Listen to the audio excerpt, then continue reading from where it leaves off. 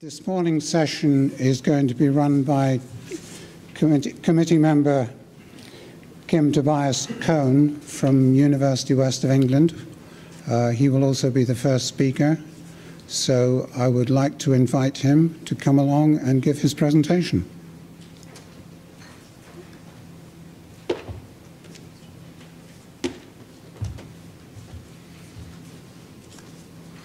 Right, good morning ladies and gentlemen. A warm welcome also from my side, and big thanks to all of you who made it through more or less hairy traffic this morning.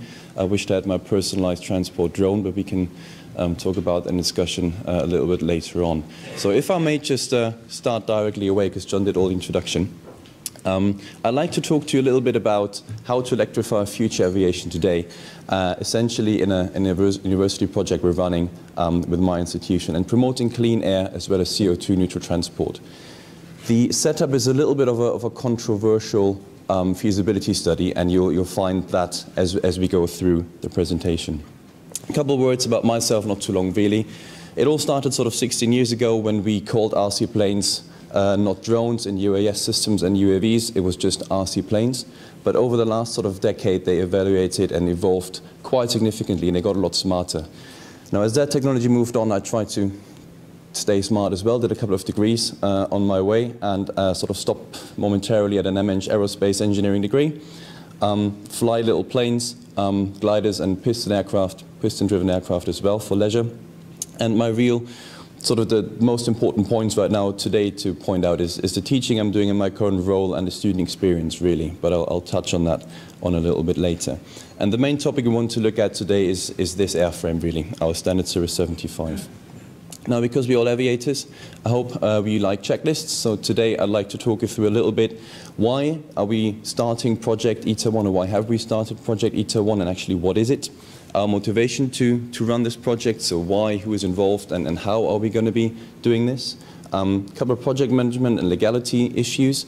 You can't just take an airframe, do any work and changes to it and take it flying. It's a bit more involved than only just that. And of course, the very major question is this undertaking likely to be successful or not? So this is reason for this feasibility study, really. I like to give you as much information about the systems and about the project we're undertaking as I can at this very point in time, of course, as we're going through. And it's also good sort of to kick a couple of thought processes, and this is, I think, part of why we came here together, to actually hopefully provide a future scenario of general aviation and see where things could potentially go. And we also changed the setup of this conference in regard to the last years slightly, where we like to encourage an open panel discussion after the 3 talks in the morning. So I'd like to kick off a couple of thought processes. We can talk about those a little bit later after the next 2 speakers. But let's get started. Why ETA-1? And it comes from the Greek letter ETA for efficiency, and we are actually anticipating to make this aircraft as green and as efficient as possible. So that's so much to the name. What we want with this, personally, I want to provide an outstanding and problem-based learning facility within our institution.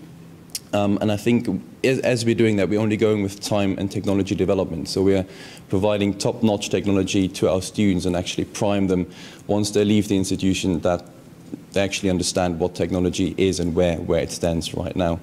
Also, of course, to create a professional and real-world, in brackets, industrial experience for the students. So the way we run this project is very much like a company, smaller-based company. So the students take on little projects on this aircraft, maybe a tail wheel design or the landing gear heightening process, as you'll learn later on in my presentation. And they take on this project, they do it, they double-check with me as the project leader, and then we move on in a small little bubble with that project. I don't know how many of you are familiar with the Formula Student approach, building racing cars within Europe. That's great. And I would like to draw many parallels between both approaches. Now, Formula Student's been around for, I think, the better part of a decade now, where they're running in the big scale. And we haven't seen this in aviation. Well, frankly, because it's quite a different approach when you move from a 2-dimensional playground to a 3-dimensional playground. If something goes wrong in a car, you just stop on hard shoulder, walk away from it, watch it burn down. But with aviation, it's a little bit of a different attitude and aspiration here. So later on, I'll talk a little bit about the legal framework and the feasibility, and I'll touch on why we're able to do that, which is great. Moving on, we also want to address and achieve CO2 neutral flights. And after my presentation, I hope that I draw the picture a little bit better in what's achievable and where are the limitations for this technology right now. At the end of the day, we're doing it because we can, and it's a very nice project to do anyway. I'd like to set the scene before I get really started with a little bit of irony, put it that way.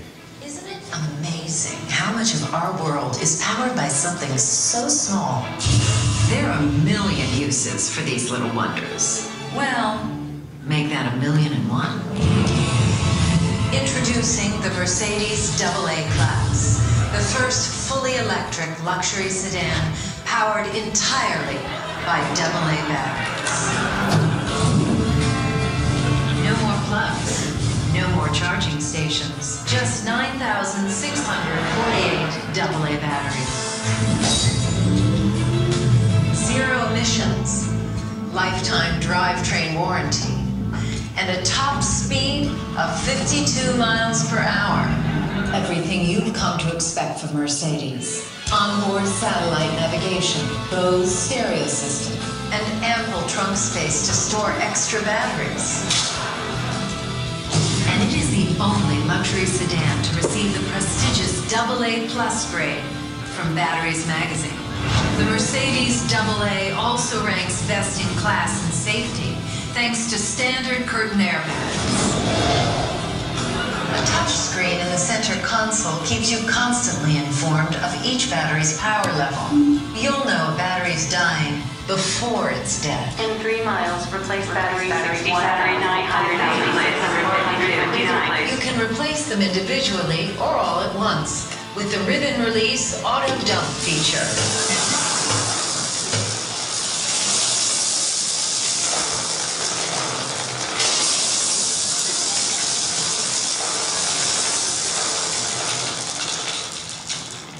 The Mercedes AA class luxury sedan.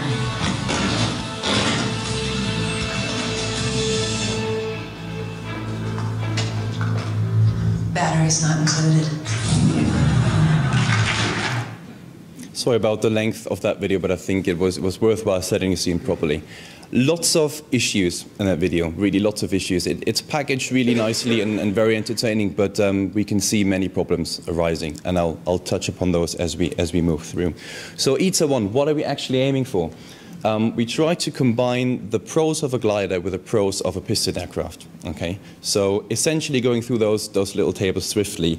A glider we can fly something like that integrated, that means including all the costs, ARC and our maintenance, for about £10 an hour. That's what it is. It's green and next to silent, wonderful, which is on the other hand side a con of the piston aircraft. So we're flying from somewhere around £100 an hour. We've got an intense maintenance, and that's rightly so because we want our piston engine to run properly at all time, and we've got an ARC which is a bit more time intense and maintenance intense as well. They're not green, they're loud, despite the fact noise can be a pleasure, depending on who looks at it, and they're kind of dated. So again, that's the con on the glider. We are thermal dependent. It's not a commuter. We can't just take a glider and fly from A to B. We are depending on the weather situation. We've got complex and larger wings as well. Ground handling is difficult, taxiing is difficult. It's all a little bit more spaciously requiring. And we can only transport up to about 2 persons, depending on the person who looks at it, but that can be an issue. Now, the pro for piston aircraft, we can pretty much fly anywhere with a little asterisk there. We've got 1,800 licensed airfields in the UK, so it's quite a good network actually. But of course, we're limited. We can't just land in front of Hamilton Place, which I like to have done this morning because of traffic.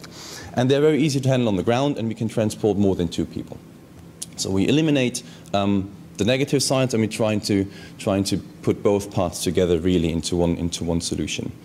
Now, we need some motivation to do that. And as a university, as I said before, my motivation is to bring top tech into the classroom and give the students the ability to work with that technology and have those thought processes that are future leading. We're starting this off with WingSpeak, something in first year where we ask the students to develop and design an entire wing from scratch for standardized fuselage. That's the picture at the top and right side. And as they go through their years of study, 2nd, 3rd and 4th year, they're getting, of course, more skills on hand, they're evolving. And then we are annually participating in the IMAK UAV Challenge, where they design a UAV autonomously flying entirely from scratch. So design, manufacture, testing, test flying, and actually flying the mission is all done within the students' capabilities, if you like. And frankly, those processes scaled up are a supreme fundament to look into a much more scaled version and actually start transporting people and human beings. Right, and as I said before, we just want to create engineers and prepare them for the real world at the end of the day. A little bit more motivation, and this is a number that really is hard on my chest. It's about 8,786 liters per second, the unit is important here, burned in aviation worldwide on the globe. So I think I've been roughly speaking for 5 minutes. That equates to 2 million many liters. That's a problem. Okay, that's a really big problem. We put the CO2 emissions of that amount of fuel, that CO2 burned, right there where it's most harmful, into the ozone layer, 10 kilometers of altitude. So I'd like to rattle this number a little bit on a scale which is neglectable for now, but we need, the car didn't evolve in the first sort of 10 years. It evolved over the last 120. So we need to start, really. Why going electric? I think as engineers, because we want to achieve CO2 neutral flight at some point, that would be wonderful. We also want to lead the development in the field. We want to raise awareness, first and foremost, with this project, with this concept, and we like to point out opportunities and limitations of this very technology. And I think there's an aspect as pilots as well, because if you look at the top right corner, a Cessna 152 with its piston engine consumes about 25 euros, sorry about the units, but that's the only source I could find reliably, about 25 euros per 100 kilometers. The E-Genius, I'm not sure whether all of you are familiar with this airframe, but as the word says, it's a fully electric, twin-seater side-by-side electric airframe, and it runs for something about €2.50 an hour, so it's a factor of 10 where we can cut costs. Not even want to go into detail about maintenance, because with, Jamie, correct me if I'm wrong, about 150 moving parts in a piston engine, you've got 2 bearings to look after in your electric motor, so there's a massive reduction in maintenance as well at the end of the day. How would we start electrifying such an airframe? How would you go about it? It all starts, unfortunately, despite the fact we're in education, it starts with a business case. And this idea has been in my mind for the last about 8 years, as again, starting from RC flying, and this is where sort of this idea evolved. And then I started talking to people at my institution, and at some point, there was a hard necessity for a business case. And I never written one, so I started writing a business case, and that's been going back and forth between different desks for about half a year. And eventually they turned around and said, yes, you've got a budget, let's do it. We need an airframe, we need systems, let's go away and do all that. Great, absolutely delighted about it, but we have to then understand our limitations. We are a university environment, we are not a small company, we are not a big industrial player. It's very, very much different to undertake such a project and in comparison to as you would do it in industry. So the question of achievability came up, and I hope that I answer that later on in the presentation. And understanding these limitations, we had to use an existing airframe. There was no chance that we're going away and build our own airframe. We wouldn't have finished in the next 15, 20 years. It was impossible. So we had to start at a point where we actually do well understand. So the first sort of thoughts on the right-hand side in the diagram we undertook is evaluating different designs. Where is the motor going to live? Where is the propulsion unit going to be located? So the more green you see, the better. That's a nose design. Blue is a tail design, and red is a midsection design. And the way this diagram is structured is that our criteria is on the outer circle, and the more towards the outer circle the color extends, the better the system will be suited. So if you only look at the color, the nose design is something that actually won for us, because of design simplicity, implications with the airframe, changeability of the airframe, and the whole implementation of the system itself. So that's what we went for. Now, when we take that a little bit into a more structured approach, we want to combine a certain amount of systems with an airframe. That's where we want to start. There's a little bit more to it than that, unfortunately. Let's look at the system integration for starters. So the further upwards we move in this framework, the more limitations we'll actually find. But the questions we asked ourselves is, right, we need to integrate those systems. How are we actually going to be doing this? So we've seen the diagram in the front where we actually found out that the front nose mounted propeller and motor system is the one we wanted to use. But then we also thought about, is an open rotor maybe going to be of any use? Is a ducted fan of any use? Hybrid electric, which I'll touch on later on. So we thought about the system integration part. We also thought about the legal framework, and a very big one I want to point out here and a little bit later on as well is the E-conditions. And I'm glad that Mark will give us another heads up later on in one of his presentations on that as well. So only with that set of framework, we're actually able to pick up on this project 2 years ago. It legally became possible for us to undertake this.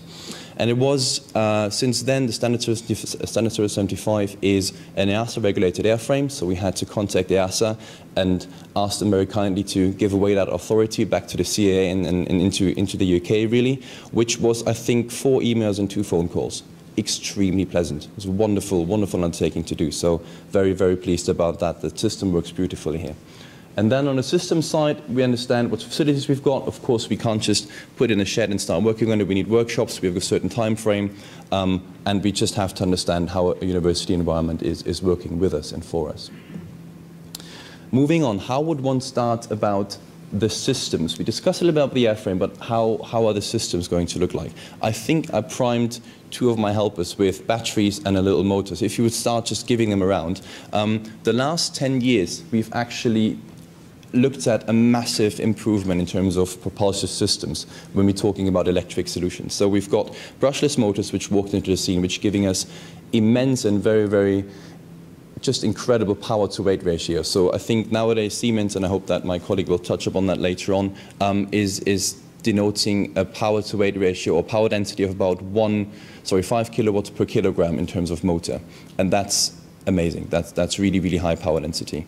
Lithium batteries came a long way, and I'll touch upon that later a little bit when I talk about systems, and control system as well. To handle about 25 kilowatts of power, the controllers today weigh less than 2 kilograms to do that. So it's all very, very highly integrated, very low weight these days. I don't want to go into too much detail about this, but this essentially was our decision matrix for the airframe we used. So on the top line, you can see that we compared a DG200, a Drop 102 Steer, a Cirrus, a Discus, ASW 1519, Jantar, and so on.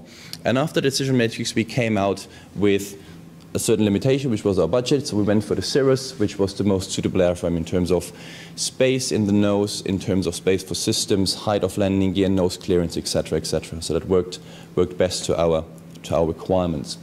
Now, talking about electric propulsion systems, as these batteries are going around, I'd like to show you a couple of videos where the designer has the choice between 2 battery systems. It's lithium polymer, which is something you'll find nowadays mostly in cell phones. And in the RC world, Tesla started on those. The first roadsters they made had lithium polymer battery systems. But over the time, we found and evaluated that that's not such a good idea, because essentially what you do is you pack. I always tend to talk about batteries like bombs. It's a different definition of a bomb. What we like from them is a high amount of energy in a small volume. For me, per definition, that's a bomb. So we need to make sure that our bomb is well contained. Okay? And if you put this into a polymer packaging, like we see in the top left corner in a second, it's not very safe, because essentially it's something that you'll find your instant soup in. And that's not good to contain chemistry of batteries. So lithium ion is what we decided to go for, and the cells are going around as I speak. I need them back because they're counted, and we can't fly without. But lithium ion is much more safe because it's actually contained in a steel housing as an overpressure valve, and we'll have a look at that technology right now. So red is not good, and green is good, and I hope that the video is going to start playing on the top left corner. That's a 6S 30-volt lithium polymer battery when it's not happy.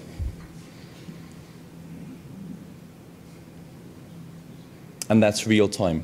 Okay, so when the video started, there was a short circuit, and this is how quickly it goes. So there's not a lot of time to actually react. And I hope I can get the bottom right one playing now as well. Yes, wonderful. So that's a cheap lithium-ion system. When I say cheap, that in like the overpressure valve doesn't quite do what it's supposed to do because it's leaving the scene now. However, it does that in a quite controlled manner. So what the cell would do when it fails, it heats up to about 200 degrees, and from about 120 degrees, the pressure is so high that it starts releasing its pressure via the sort of intended way, the overpressure valve. And the cell will not talk to its neighbor, knock on his door and say, let's go up together because we can. That problem will be contained in one single cell and not given further to the entirely contained energy in the whole system. So this is what we're going for. There's a slightly penalty on weight, but I'm happy to take this because we can't just devote the safety aspect of it. Quick animation to how the system is going to look like on the standard Series 75. A couple of students made that within a project, which is very nice to look at. Motor propellant in the front, height and landing gear, and the battery, not quite in this scenario, but the battery will be located behind the pilot for center of gravity issues. And the center of gravity will not be touched. The system is inherently self-balancing of how it's located right now. And can we go back one? Because there should be a picture. Sorry, I think I now messed the presentation up. Sorry about that. But there was a picture underneath. Can we go back one slide, please? There was a picture underneath that video. And that's the system layout. Okay, anyway, let's swiftly move on. You've got a rough idea about it? No, sorry, it doesn't work. Okay, no worries. You've seen it roughly, but I had a technical drawing where you can see specifically where the components are located. Now, the battery structure matters as well, and what we decided is to take an extra 17 kilo weight penalty for the battery just by utilizing those modules you see on the right-hand side corner. One of these modules take 8 of those cells we've seen, the lithium-ion ones and the ones which are going around in the audience. And in order, because they contain 8 cells, they're sort of galvanically separated, and if one cell goes, it will remain that one single problem and it will not cause any bigger harm. Also, we can control these cells pretty nicely with our battery management system and look into the health status, temperature and current draws of each individual module and then spot if something goes wrong. On the left-hand side, we've got the entire battery scheme. So on the top corner you see a smaller module. We actually got 2 of those, which form one module in themselves, and then we got the larger module to the bottom of the picture. Together they form a 144 volt system, of which we can drain about 160 amps, giving us about 23 kilowatts of maximum takeoff power. And that's a powertrain from a battery point of view tuned to maximum efficiency, because the cells are happy to give away that peak power or that peak amp loading, but not more than that. So we're asking everything from the cell for start or for the takeoff. We heat the cell by doing so to about 35 to 40 degrees, which is where the cells are happiest. And then with active cooling, we keep them right there at the sweet spot where we want to use them. But that's essentially the layout of the battery.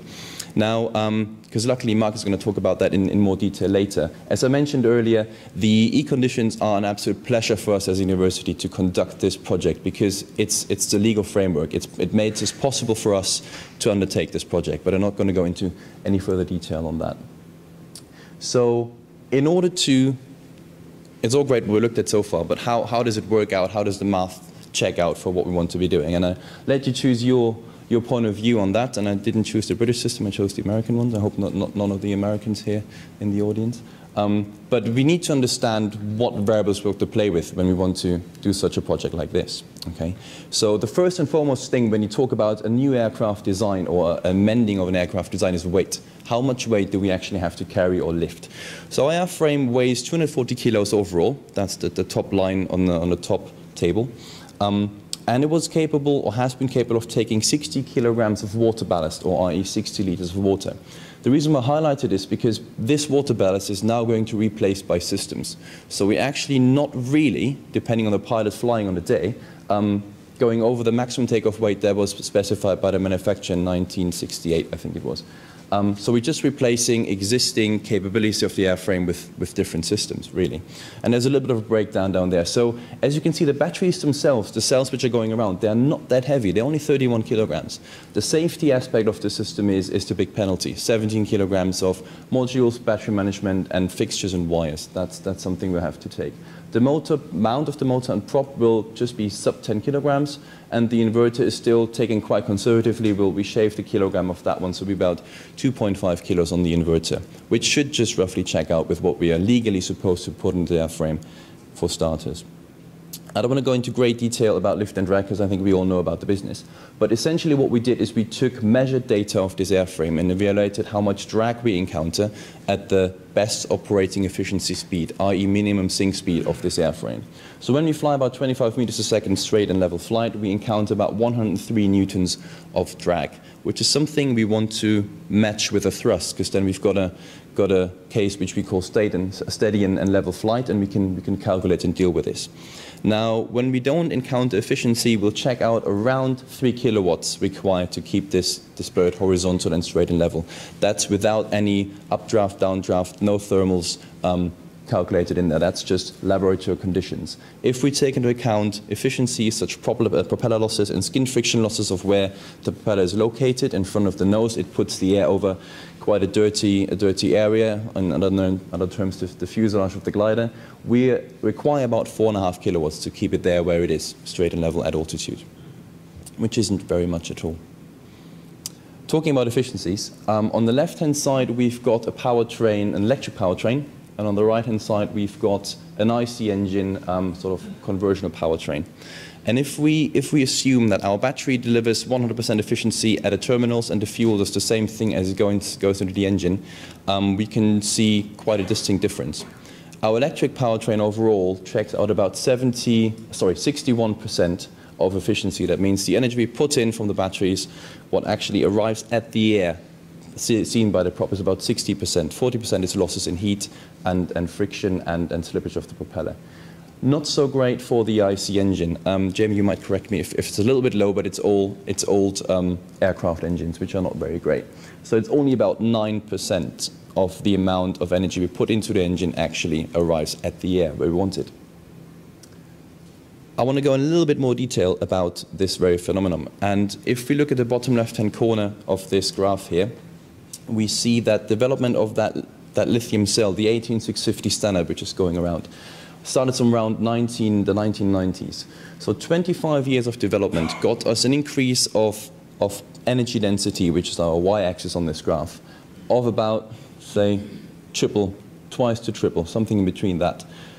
For a 25-year development, that's not supreme, but this is the limit of what we can do. Lithium batteries are pretty much at their peak of what we can ask from them. The development doesn't give us the chemical and the physical composition of those batteries is reached. We can't get much more than that. So in terms of numbers, the lithium cells that go around, they've got an energy density of about 240 watt-hours per kilogram, which is about 0.26 kilowatt-hours per kilogram. Now, if you look at fuel, it's a bit of a different story here. It's a factor of 50 between those two energy systems. And this is why we get away with IC engines, because they're not very great for starters, but our fuel carries so much energy in terms of weight penalty that we can just deal with it. It's no problem at all. So if you look at IC engines versus electric motors, if the motor we're intending to use runs at cruise condition, very well air-cooled, we get an efficiency out of this motor of about 94%. So pretty much all the energy that we put in on an electric basis will reach the prop. And then we got to deal with a prop, which isn't very great, but that's a different story. And our IC engine here is roughly about 12% when we take the average in the aviation industry. That's a factor of 8 difference here. Now, let me put some pictures to my words. On the left-hand side, it's something I'd like to drive in the summer, not so much in the winter, but again, it's a different story. But that's a 580 kilo car ready to go, including fuel. Okay, so the fuel weight of this system is sub 40 kilos. On the right-hand side, we're looking at the battery pack, and now back to the introductional video, that weighs about 544 kilograms, but there is no car around this yet. This is just there in order to drive the car which is going around, which weighs 2,262 kilograms of car, which is namely that one, Tesla Model S. And this battery consists of 7,000 of the cells, hopefully by the time all of you have seen, 7,000, okay? And my problem with this is that no one talks about how much CO2 we put out there to make the cells, put them in the car, retrieve them once the cars reach this end of lifespan, and then get the elements back to where we start from scratch. I don't have the numbers, but I'll investigate a little bit further right now. So essentially, you can see the problem. We have to carry a lot of weight in order to make these systems work for us in cars and planes, but I thought cars was a nice example because we all can relate and understand that. So 7% of this aerial atom is fuel weight, and 25% of this Tesla is battery weight. The trouble is, relating this back to aerospace, we are not burning this weight. We are not using it up. The aircraft comes down as heavy as it takes off. That's something we'll have to understand. So back to ETA-1. Sorry about the slight diversion, but I think it was worth it. Yes, we can fly. It all checks out. We have to integrate the systems, and we are getting there. How can we fly? So we store about roughly 7 kilowatt hours of energy in our plane. And when we want to use that, our flight time, our range is very, very strongly depending on the initial climb altitude. So if we say we cruise at 1,000 feet, which is not always very, very nice to do, so say 2,000, it's a bit more safe, we'll get roughly about 80 minutes out of this aircraft, flying steady level. And of course, if you climb higher, you'll reduce your overall range if you want. But on average, the numbers check out at about 150 kilometers. A bit more powertrain, and That gives us a distance or a range, because at the end of the day, we want to know how far we can go. Again, depending on the initial climb altitude, something between 120 kilometers and 165, depending on that. Down there, I noted a couple of details of our actual powertrain. We'll be using 640 of those cells you've seen. Still quite a high number, but in comparison to 7,000 and odd of the Tesla, I'm quite happy with that. At around 144 volts and a capacity of 48 amp hours, as I said before, roughly about 7 kilowatt hours. We've got a DC-AC converter, three-phase speed controller with a 30 kilowatt capacity, and the motor is about 25 kilowatts peak, and it's going to be air-cooled, so no additional systems for water cooling, etc., etc. And the propeller is about 1.1 meter in diameter. That's limited by the ground clearance, unfortunately, and it hopefully will be made of wood and at some point foldable for drag efficiency if we're not using the system. 150 kilometers of range is okay, but I think we can do better. So what we're looking at right now is range extending technology. And frankly, the most promising system for now is actually a photovoltaic system, because what we've got with the standard Series 75 airframe is 10 square meters of usable surface area. And when I say usable for these solar cells, which the cell structure itself, the power producing part of that cell, is 2 microns thin. That's 10 times thinner than a human hair. And including all the shielding and the plastic around the protective layer, it's 80 micron, which is the thickness of an A4 sheet of paper. What I'm trying to say is that we put them on the wing and we don't even remotely disturb the airflow in any shape or regard. You see the bus bars as well on the top right-hand side corner, and they get linked up, and the cells themselves, including bus bars and sort of adhesive material, are less than 5 kilograms. And we're getting 2.4 kilowatts out of them. That's an immense power density. That's amazing. The only thing we have to add to this equation is the inverter we require to actually make the maximum power point tracker, to make the solar cell energy usable to put back into the battery system. That's about everything we need. So that's so much on the PV front. The only drawback with that is about $300,000 for the whole system. So we give it a bit more time and we fly and we see where it goes, okay? Another idea, of course, moving away from our anticipation of having a complete CO2 neutral flight. It's just a total technology demonstrator system here, which I've seen in an exhibition recently. You have a well-tuned IC engine, and we go back to carrying a high energy density fuel, i.e. petrol, jet fuel, or diesel. We put this into an engine we run at its sweet spot, I would say, put this into a generator, which is frankly nothing else than the electric motor we're running, and then reproduce our own energy up there as we fly along, really. Fuel cells, yes, I put it down, not my field expertise at all, so I'm not going to touch any further than this, but I think there might be an opportunity for this one as well. And of course, we can always increase our battery capacity by adding more weight. Where I wanted to go with this, yes, the next step is actually flying, so we need to get our hands dirty in the workshop, which we started, but the next step really is to get the first prototype out flying and get some air underneath the wings and see what happens. The next thing really then is increase our mission time by hopefully attracting external funding as well, be able to afford solar cell systems, put them on, and then fly it as a technology demonstrator or really as a research flying lab, if you like. The very far future plans I see in this is actually that we're going to make our pilot optional. I don't see me having to fly this. Our UAV capability system, and hopefully we'll get a little bit more of an in-depth detail about that topic later on in the day, but we don't need a pilot in this because we can replace the pilot's weight, say 80 kilos, by batteries. And all of a sudden, batteries plus photovoltaic system will fly for 7 to 8 hours, even on a dull day like this with a little bit of sun in. So all of a sudden, you've got a really, really good mission platform for whatever you want to carry, sensors, temporary cell phone network support, whatever you want to think about. This is all possible. Or it just becomes a long-range UAV for, as I said, specific missions. Quick video from America. In the last 7 years, Uber has gutted the American taxi industry. It's launched a fleet of self-driving cars in Pittsburgh, and it's become the most valuable startup in history. Whatever. Today, Uber is promising flying cars. Flying cars. The company calls it Uber Elevate, and it says that within 10 years, it'll be running a global network of on-demand, urban, electric vehicles that take off and land vertically. Okay, deep breath here. Uber has no plans to actually build and certify flying cars. It says it's got a whole pile of technical and regulatory and infrastructural problems to work through first. And it wants industry players to come together and work through all of those challenges together. It can play that catalyst role because it has access to some 10 million users, many of whom would certainly be on board. Believe it or not, building a flying car isn't even the hard part here. Uber expects that fully electric VTOL, that's vertical takeoff and landing, will be ready within 5 years, and aviation experts say that's a reasonable timeline. Uber isn't alone here. California-based Joby Aviation says that within 5 years, it'll have its own electric VTOL taxi service in operation.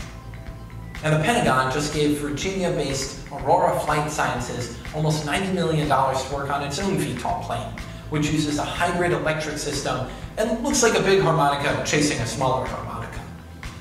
Last year, NASA's battery-powered 10-motor Greased Lightning made its first flight. So what's keeping you grounded? Government. The same aviation experts who say this tech could be ready within 5 years also say there is no way the certification process keeps up at that pace. Right now, the FAA doesn't even have rules for certifying electric airplanes. It is not going to be happy about semi-autonomous aircraft zipping human programmers through SFO's glide path. Oh, and that whole taking off vertically and then flying horizontally thing, that's never even been done in a civilian aircraft.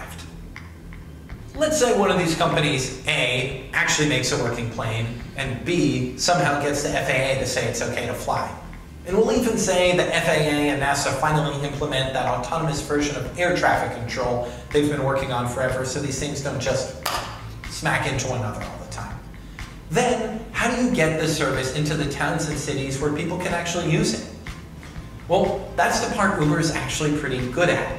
It could do the same thing here it's already done with cars, meaning connecting passengers with pilots, advising them on routes, and collecting its share of the fare. Putting aside the company's dubious track record of working with governments, Uber Elevate really isn't as crazy as it sounds. And yes, I know every technology reporter has cracked on these rocks before, but guys, we might actually be getting flying cars. I was trying to find as less biased video as possible, so it wasn't directly Uber presenting that, but it's just for a thought process here, really. So quick picture about general aviation in this country. We've got about 20,000 civil aircraft licensed or registered in this country, and about 28,000 private pilots on 1,800 aerodromes. So it's quite interesting numbers to look at, really. So a little bit more condensed on this one. So we got about 8,800 fixed-wing aircraft, sub 5,700 kilos, 4,000 microlights, 2,000 gliders, and about 1,100 helicopters and air balloons. Yeah, they're there as well, but they're not so controllable for airspace use, really. But we've got 1,800 aerodromes. I think that's a really, really dense network of little fields, from little fields to big airports, where we can actually start a thinking process in that regard. So, questions for the audience at some point later on: will we have an electric A350? In my humble opinion, definitely not within the next 30, 40 years. That's for sure. It's just technology is not there to do that in terms of energy density, in terms of weight of the systems, etc., etc.